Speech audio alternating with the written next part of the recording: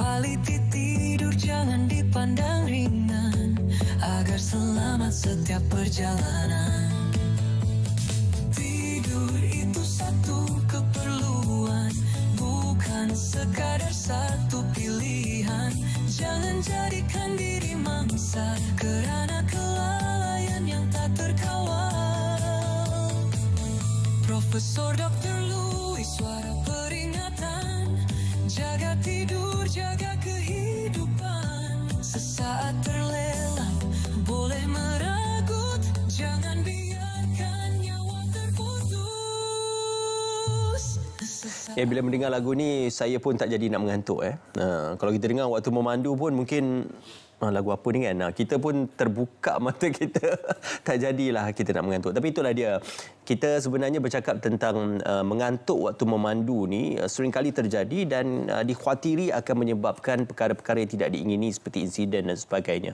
Jadi bagaimana mengelakkan rasa mengantuk sewaktu memandu dan mendapatkan tidur yang berkualiti dan juga cukup serta rehat yang cukup sebelum kita memandu, apatah lagi dalam perjalanan yang jauh menjelang musim perayaan dan juga waktu musim perayaan ini. Kita bersama dengan Profesor Dr. Louis Adekalam, Presiden Persatuan Sleep Apnea Malaysia dan Ketua Pegawai Eksekutif Alpha International Training and Consultancy Sdn Bhd. Terima kasih Prof. Dr. bersama kami pada pagi ini, dan juga Dr. Sharifah Liu, Ketua Unit Kecergasan dan Pematuhan Pengguna Pusat Faktor Manusia dan Tingkah Laku Pengguna Jalan Raya, Institut Penyelidikan Keselamatan Jalan Raya Malaysia, MIROS. Terima kasih Dr. bersama dengan kami pada pagi ini. Prof. Dr. Dalam lagu tu ada nama Prof. Dr. Prof. Dr. Louis. Kena promo sikit. Ya, itulah dia. Itu yang membuatkan mata segar tu. Cakap, nama siapa ni? Tapi itulah dia, Prof. Dr. Ya. Kita nak bercerita tentang letih ni waktu memandu ni. Dia lain macam ni, Doktor. Sebab kadang-kadang bila kita tak memandu, tak mengantuk pula. Bila memandu je, tentulah datangnya mengantuk. Jadi kita cerita dulu tentang mendapatkan rehat yang berkualiti sebelum kita nak cerita keletihan kita ke memandu. Jadi apa yang boleh kita cerita tentang rehat dan tidur yang berkualiti ni? Okay. Jadi kalau kita bercakap tentang letih dan letih ni, dia ada klasifikasi dia. Dia ada letih yang terlampau ataupun yang dinamakan sebagai kelesuan. Kelesuan. Jadi punca kebanyakan isu dalam abad yang ke-21 ni, dalam dunia moden ni, sebenarnya dia berpunca daripada kurang tidur. Jadi ramai yang mengamalkan kurang tidur, iaitu tidak tidur selama 8 ataupun 9 jam satu malam. Jadi dari sana adalah satu daripada sebabnya di mana wujudnya keletihan, sebab kita tidak memberi waktu untuk menyegarkan diri dan memulihkan secara fizikal.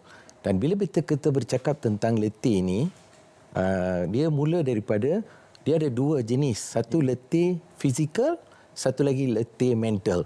Jadi kita kena tengok yang fizikal ni, kalau kita tidur, kita baring dan kita tidak membuat apa-apa aktiviti itu, kiranya bolehlah kita pulihkan balik. Kalau satu lagi ialah rehat mental. Rehat mental ni kita kena tenangkan diri, kurangkan tekanan emosi atau pemikiran. Ini pun jadi ada dua rehat yang perlu kita lakukan untuk kita tidak terasa letih lah. Kita tidak terasa letih. Tapi ada satu lagi, oleh kerana kita kurang tidur, patut tidur 8 jam, tapi kita tidur 6 jam, setiap malam hutang 2 jam, jadi hutang dah banyak, maka dia akan mengakibatkan kelesuan, iaitu keletihan terlampau. Kalau dah keletihan terlampau, kalau kita rehat pun dia tak akan hilang. Sebab benda tu dah masuk dalam sistem kita.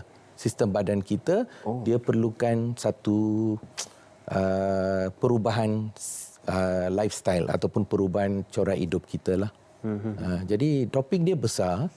Jadi dia ada banyak peringkat dia lah dari segi keletihan ni. Sebelum kita bercakap berkenaan perkara itu lebih mendalam, Dr. Sharifah, ini kita banyak bicarakan tentang insiden yang berlaku di lebuh raya dan sebagainya. Faktornya adalah disebabkan mengantuk, keletihan ketika memandu.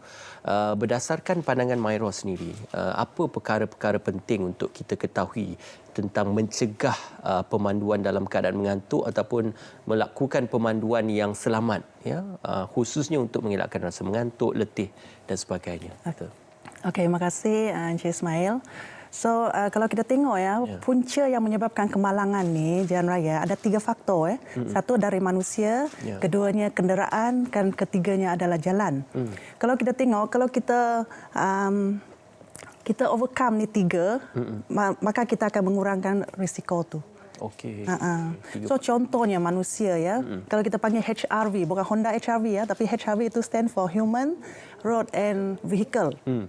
So human tu kalau kita tengok apa dia? Kalau kita tengok human tu kita perlu ada physical and mental fit baru kita memulakan perjalanan yang tadi Prof kata tu. Okey. Kalau jalan tu contohnya kita nak rancang perjalanan kita, kalau boleh kita elak jalan pada waktu malam lah. Kita memang ada risiko terlelap dan jalan pun gelap kan. Okey, dan ketiga adalah kenderaan. Kalau kita nak macam mana mengurangkan risiko tu, kita nak ingat ni, power. Petrol, oil, lepas tu ada water, elektrik dan juga rubber. So kita akan cover dengan kereta kita sentiasa dalam keadaan yang selamatlah untuk bawa kita ke destinasi itu. Ya. Selalu bukan saja pada waktu malam tapi sekarang ni saya juga melihat pada waktu betul-betul tengah hari. Ya, tengah hari itu yang kadang-kadang mengantuk dengan sejuk aircon dan di luar pula panas. Jadi dia mungkin ada faktor yang boleh meningkatkan kadar mengantuk sewaktu pemanduan tu, Doktor. Ya. Biasanya orang akan rasa mengantuk selepas makan tengah hari. Kalau dia heavy carbo, dia ambil heavy carbo, dia akan rasa ngantuk sangat apabila di atas jalan raya lah. Okey. Kalau kita nak bawa perjalanan yang jauh tu, kita elak untuk makan yang high carbo lah. Kalau tak, kita akan rasa ngantuk. Ada 3 keadaan yang kita kita akan rasa ngantuk. Satu itu pada waktu 2 hingga 6 pagi.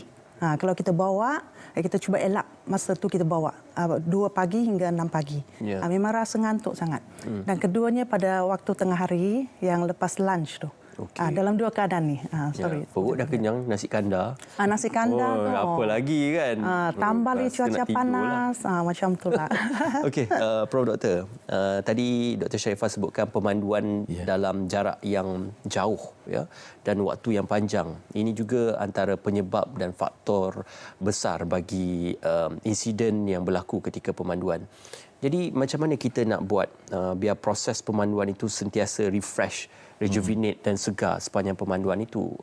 Mungkin kita boleh berhenti seketika, tetapi sewaktu pemanduan itu apa antara kaedah-kaedah untuk kita memastikan diri kita berada dalam keadaan yang segar dan bertenaga? Okey.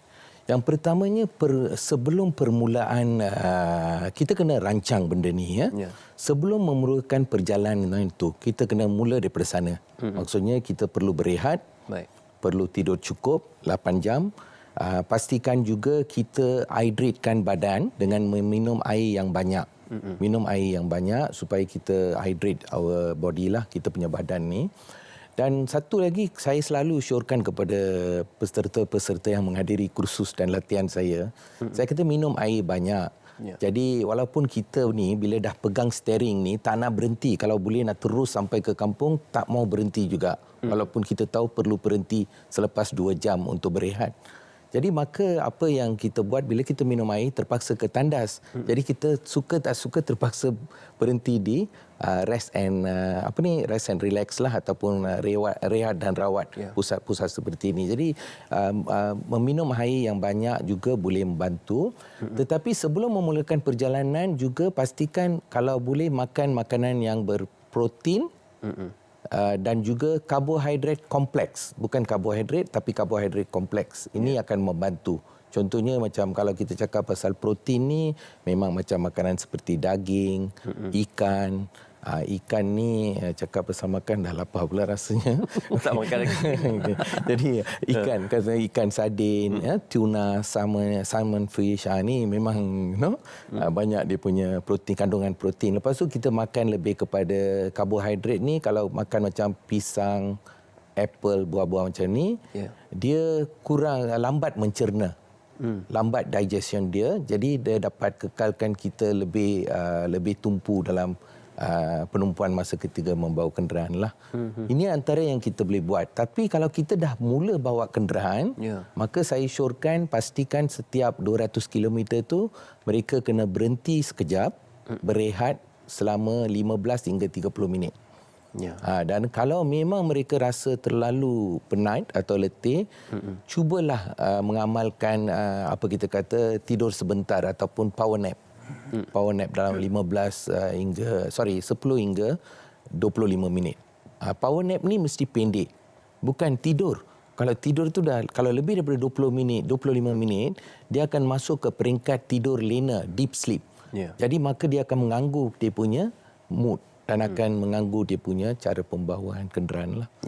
Macam faktor-faktor sampingan seperti kita minum kopi ke ataupun kita sambil memandu tu kita mengunyah sesuatu seperti gula-gula getah dan sebagainya ataupun mendengar muzik yang kuat sedikit. Apakah ia boleh membantu untuk bagi kita berwaspada dan masih lagi dalam keadaan alert sewaktu pemanduan itu? Ya, memang betul. Kalau kita boleh, pastikan kalau kita membawa kenderaan tu seboleh-bolehnya bawalah pasangan sekali supaya dia dapat berbual dengan kita. Jadi pastikan orang yang suka berbual bukan yang suka tidur sebelah. Dia pun tidur. Kalau dia pun tidur, jadi tak adalah makna.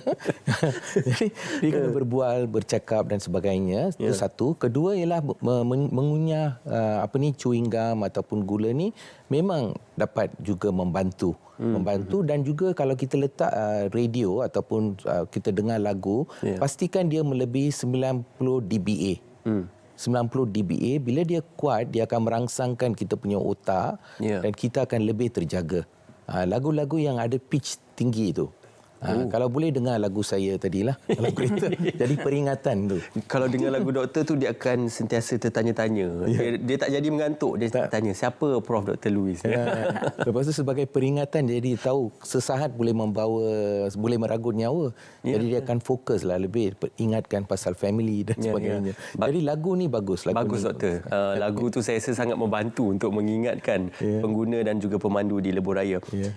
Dr. Sharifah, kita sekarang ni sudah pun maju. Kereta kebanyakannya sudah dilengkapi yang terbaru, ada assistive driving, mungkin boleh memandu, bukan dia pemanduan sendiri tetapi dia boleh membantu untuk berada di landasan. Malah kereta tempatan juga sudah pun ada sensor yang mana kalau keluar daripada lane tu dia dah berbunyi. Jadi ini antara teknologi-teknologi terbaru yang boleh bukan sebagai menggantikan pemandu tetapi membantu pemandu itu. Jadi bagaimana Myros berpandangan kepada teknologi terbaru yang membantu pemandu? Yang Encik Ismail sebutkan tadi itu semua adalah sistem ADAS. ADAS ni dia banyak ya. Yang kalau contohnya kita ada sensor kat depan tu macam pemandu tu dia terlelap. So dia lupa nak brake.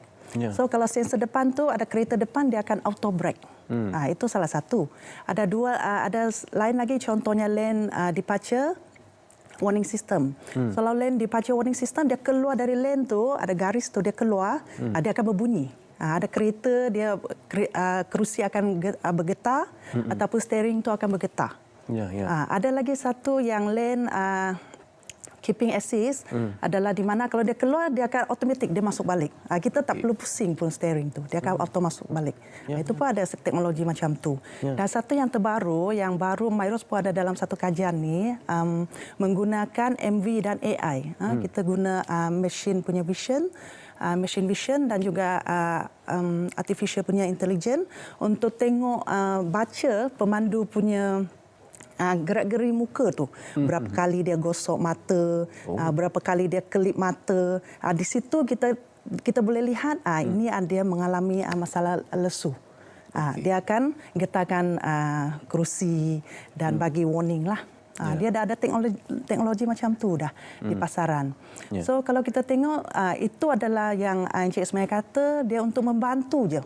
Kita tak boleh bergantung sepenuhnya kepada teknologi ni. Yang penting pemandu tu mesti cukup rehat. Mesti cukup rehat. Itu ada yang pemandu ni dia turn off kan yang switch tu. Dia tak nak ada bunyi. Habis kalau dia keluar dari lane tu dia kadang-kadang ada warning ya. Kalau dia turn off tu tak ada warning dah. Dia akan keluar. So kalau kita tengok orang pemandu yang ada masalah lesu yang terlibat dalam kemalangan, biasanya sama ada dia tak akan dalam lane dia tu. Dia akan keluar dari bahu jalan, dia pergi ke bahu jalan atau pergi opposite lane, arah bertentangan. So kalau kita tengok banyak yang orang share video-video, ada ni orang terlelap ke microslip ke sebab dia pergi opposite lane atau pergi bahu jalan. Itu adalah salah satu ciri-ciri lah orang yang terlelap atau microslip ketika memandu. Menyebabkan kemalangan tu. Patut ada kena ada teknologi bila terlelap je radio tu menjungit bangun.